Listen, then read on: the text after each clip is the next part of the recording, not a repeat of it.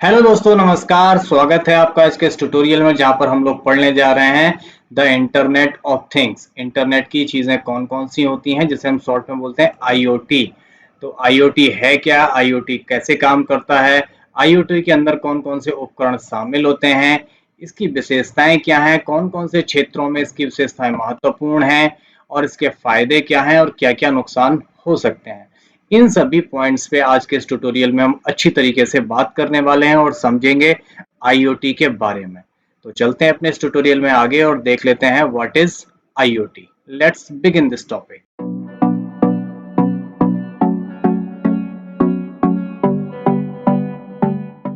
तो दोस्तों शुरू करते हैं आईओटी, और आईओटी को समझ लेते हैं आईओटी कहाँ, कैसे और क्यों यूज करी जाती है और होती क्या है। यहाँ पे जो आप इमेज देख रहे हैं उसमें लिखा है any device, any body, any where, any business, any network, any time. IoT any device किसी भी डिवाइस के लिए है, एनी बडी किसी के लिए भी है, एनी वेयर कहीं से एक्सेस करी जा सकती है, एनी बिजनेस यानी एनी व्यापार किसी भी व्यापार में, किसी भी प्रकार के नेटवर्क में, और कभी भी एक्सेस करने वाली चीज को हम आईओटी बोलते हैं। अब यहाँ पे जो आईओटी के बारे में मैं बता रहा हूँ उसके लिए पहले समझ लेते हैं कि हम लोगों ने स्मार्टफोन, स्मार्ट टीवी चीजें तो सुना होगा, लेकिन आईओटी नहीं सुना है। ये हमारी जिंदगी में ना बड़ी तेजी से नया शब्द आ रहा है, जो हम बार बार सुनते हैं आईओटी, और आईओटी क्या होता है। अब इसका आईओटी का ना फुल फॉर्म समझेंगे तो आपको आसानी से समझ में भी आ जाएगा। आईओटी का फुल फॉर्म है इंटरनेट ऑफ थिंग्स। अब थिंग्स माने क्या होता है? थिंग्स माने होता है वस्तुएं। जो वस्तुएं इंटरनेट के माध्यम से चलती हैं, that will be the part of IoT. वो सभी के सभी वस्तुएं, वो सभी के सभी उपकरण, वो सभी के सभी मशीनें आईओटी का हिस्सा हो जाते हैं। कब होते हैं? जब वो इंटरनेट के माध्यम से ऑपरेट होने लगते हैं। अभी जैसे मैं बात कर रहा था स्मार्टफोन, स्मार्ट टीवी, तो टीवी तो हमारे घर में बहुत पहले से है। पहले सीआरटी टीवी आती थी जिसकी बड़ी स्क्रीन थी, पीछे भी एक वो निकला रहता था, उसके पीछे बड़ा सा हिस्सा। नॉर्मल टीवी एलसीडी एलईडी आती थी, उन्हें तो हम टीवी बोलते थे। लेकिन स्मार्ट टीवी कौन हो गई है?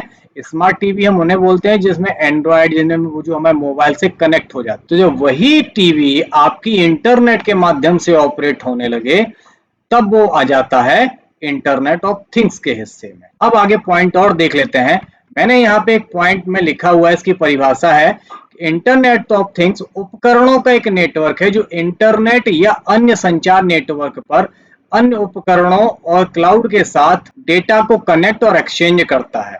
आईओटी उपकरण में मैकेनिकल और डिजिटल मशीनें, उपभोक्ता वस्तुएं शामिल हो सकती हैं, आमतौर पर सेंसर और सॉफ्टवेयर जैसे तकनीकी के साथ एम्बेडेड होती हैं। अब इसका ये परिभाषा है, टेक्निकल परिभाषा जो एग्जाम में हमें लिखना है वही है। अब इसका मतलब ये हुआ कि आईओटी में जो भी डिवाइसेस हैं, जो भी उपकरण हैं, चाहे वो मैकेनिकल हो या डिजिटल हो, कैसी भी वस्तुएं हो सकती हैं। वो आपके व्यापार की चीजें हो सकती हैं, वो आपके घर की चीजें हो सकती हैं, वो आपके ऑफिस की चीजें हो सकती हैं, कुछ भी हो सकता है। वही चीजें सेंसर और सॉफ्टवेयर के माध्यम से यदि इंटरनेट से ऑपरेट होती हैं, तब वह बन जाती हैं इंटरनेट ऑफ थिंग्स का हिस्सा। इंटरनेट ऑफ थिंग्स की जो चीजें होती हैं वो आमतौर पर सेंसर और सॉफ्टवेयर जैसी टेक्नोलॉजी यूज करती हैं। अभी मैं एक एग्जांपल बताऊं, हमारे घर पे एक एसी लगी है। आप लोगों ने टीवी में ऐड देखा होगा, ऐड आता है कि घर की एसी, आप जब घर पहुंचेंगे तो आप अपने मोबाइल से ही एसी को ऑन या ऑफ कर सकते हैं, और घर जब पहुंचेंगे तो घर आपको बढ़िया चिल्ड मिलेगा, कूल्ड मिलेगा।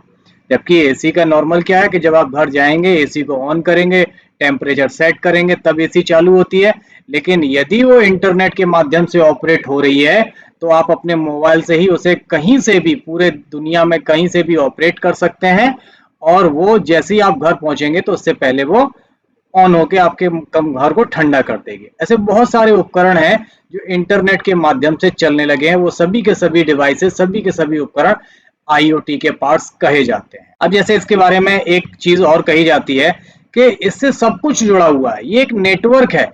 इस नेटवर्क में सेंसर होते हैं, सॉफ्टवेयर होते हैं, और अन्य टेक्नोलॉजी यूज करी जाती है। अब जैसे मैंने एक एग्जांपल दिया था आपको एसी का, ऐसे एक दूसरा एग्जांपल है थर्मोस्टेट। सपोज दैट के हम ऐसी ठंडी जगह पे रहते हैं और अपने घर में मैंने वो लगवाया हुआ थर्मोस्टेट कि घर की गर्मी कंट्रोल करने के लिए। अब थर्मोस्टेट क्या करता है कि थर्मोस्टेट यदि आपके घर पे लगा है तो आपके घर के टेम्परेचर को नापता है कि उसके आसपास कितना टेम्परेचर है।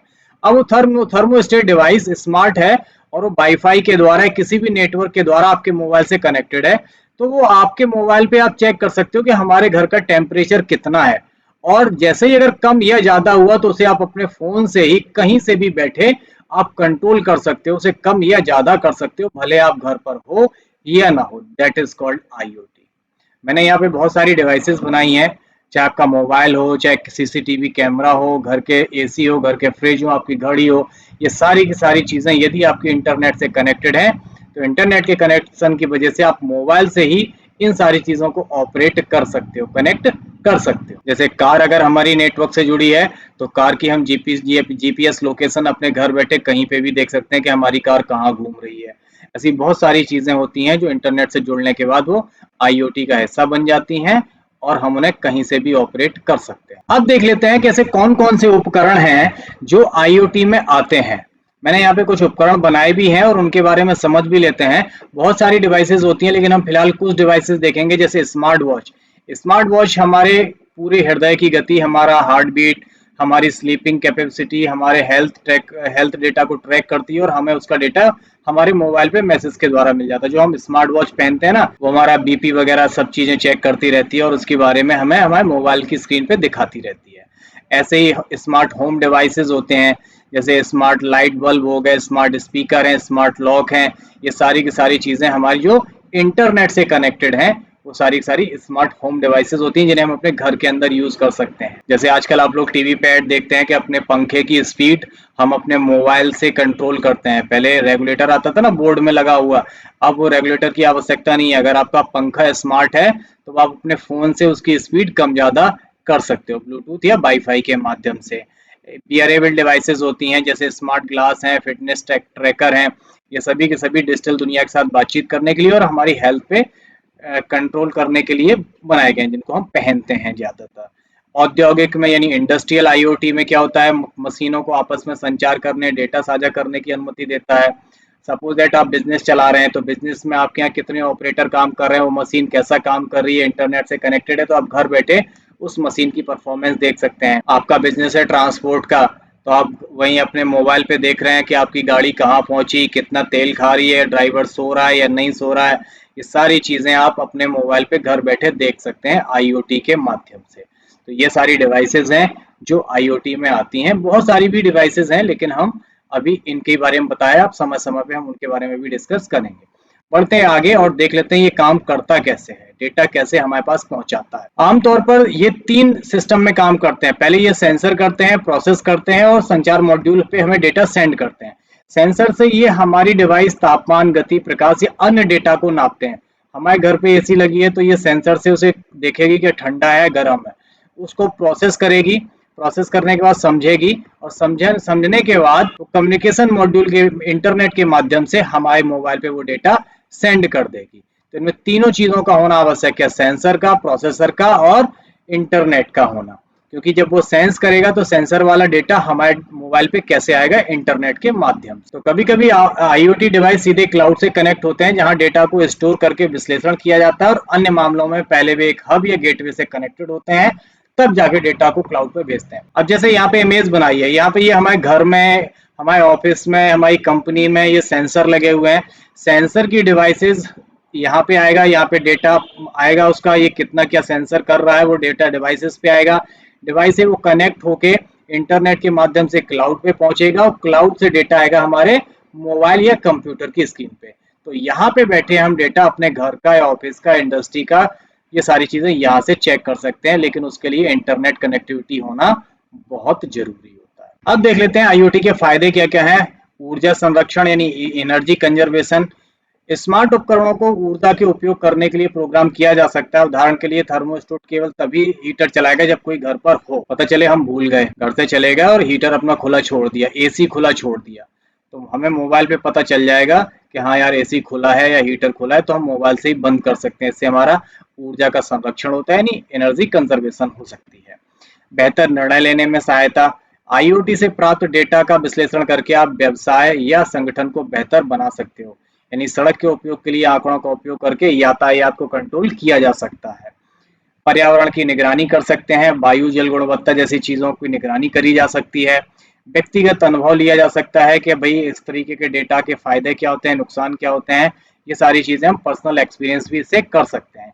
इन्वेंट्री मैनेजमेंट भी किया जा सकता है। कंपनियां, बहुत बड़ी बड़ी कंपनियां आईओटी यूज करती हैं। इन्वेंट्री कितना है, कितना नहीं है, स्टॉक किस चीज का खत्म हो रहा है, किस चीज की बिक्री ज्यादा हो रही है, इन सारी चीजों के लिए भी आईओटी का यूज किया जा सकता है। अगर फायदे हैं तो कुछ आईओटी के नुकसान भी हैं।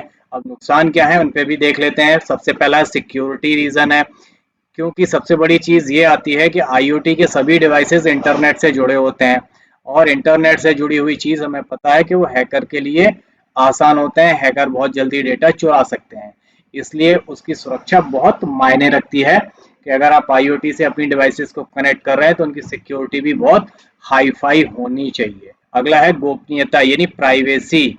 आप आईओटी डिवाइस के पास बहुत सारा डेटा होता है, पता चले कि आपके घर की सारी डिवाइस आईओटी से कनेक्टेड है, तो उनका घर का सारा डेटा है ना उसके पास, तो ये थोड़ा सा सिक्रेसी हो सकती है। तो हमें ये मेंटेन करना चाहिए कि हमारा कम से कम डेटा उनके पास पहुंचे। तीसरी सबसे बड़ी समस्या है जटिलता यानी कॉम्प्लेक्सिटी। आईओटी उपकरणों की स्थापना और प्रयोग जटिल हो सकता है, इसलिए उपकरणों और ब्रांडों के बीच संगतता के मुद्दे हो सकते हैं। मतलब थोड़े महंगे आते हैं, अलग अलग ब्रांड के हैं, तो हम कंफ्यूज हो सकते हैं कि भाई हम कौन सा सही है कौन सा नहीं है, तो इसके बारे में भी जागरूक होना चाहिए। इसकी कॉस्ट बहुत ज़्यादा है, क्योंकि जब आप यूज़ करते हैं तो ये बहुत महंगे हो सकते हैं, तो इसके लिए हमें थोड़ा बजट भी अपना मेंटेन करना पड़ता है। एनवायरमेंट इफेक्ट होता है, पर्यावरण के लिए ये सही है या नहीं है, ये भी चीज़ें हमें देखनी पड़ेंगी, नहीं पता चले पर्यावरण को नुकसान पहुंचाए। नैतिक मुद्दे, एथिकल इश्यूज देखने पड़ेंगे, क्योंकि इससे जो डेटा उपयोग हो रहा है वो डेटा कहीं गलत हाथों में ना पहुंच जाए, उससे हमें नुकसान ना हो। तो ये सारी कुछ चुनौतियां भी हैं, चैलेंजेस भी हैं आईओटी के साथ, लेकिन समय समय पे और चीज़ों को यूज़ करना पड़ता है, अपडेट होना पड़ेगा, इसलिए हमें यूज़ भी करना पड़ता है। तो कमेंट करके बताइए आपको आईओटी समझ में आया या नहीं आया। मिलते हैं अगले ट्यूटोरियल में, तब तक अपना ख्याल रखिएगा। टेक केयर, गुड बाय, जय हिंद।